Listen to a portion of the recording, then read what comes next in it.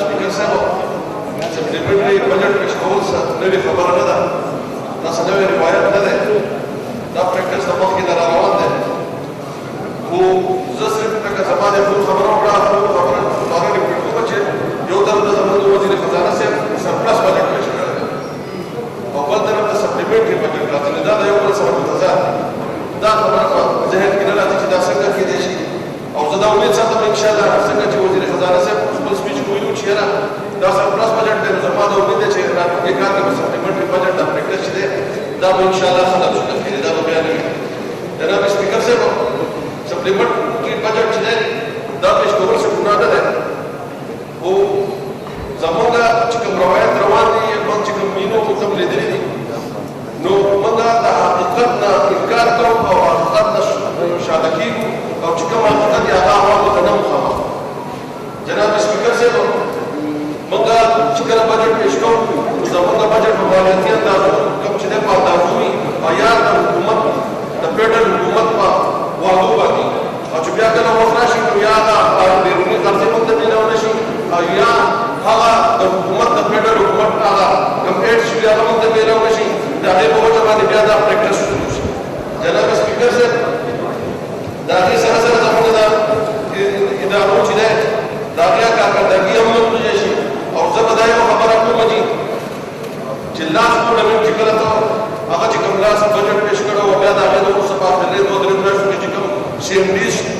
جاري شوي دي هغه ټول چې دی هغه تر اوسه پورې په دې بجټ کې موجود دی، ریفلیکټ دی. زما به ستاسو په توسل باندې ګورنمنټ ته دا خواست دي چې هر سکیم چې دی څنګه زما د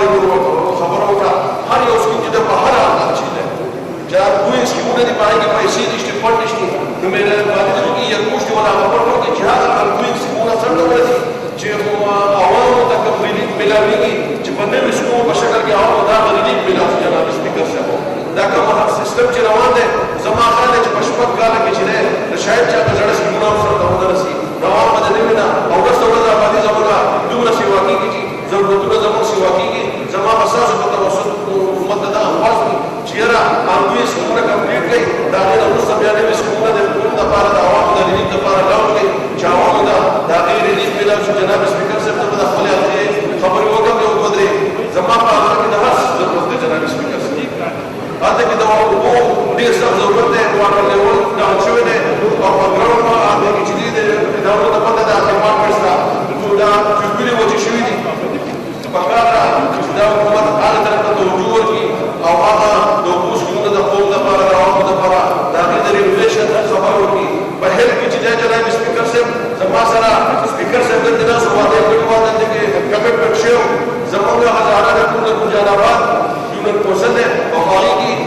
ډسپنسري نشته. جناب سپیکر صاحب نه پکې د هغې لپاره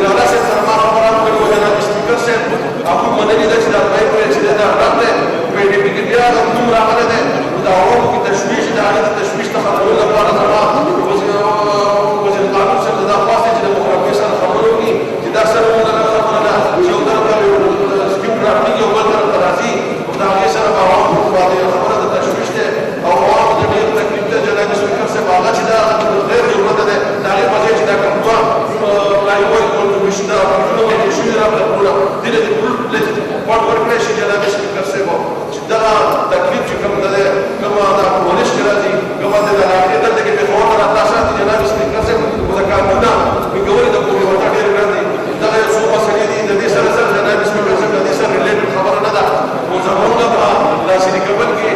مقاطع ګورنمنټ یو دغه ګریفسیشن د موضوع اعلان کړ او زموږ تحصیلي کول چې دی هغه ډېر زیات دا خبره متاثره ده بجلی کلیات زما حکومت د پاسه چې هغه پوری ډول د هغو سره ټیکل کوي په هغې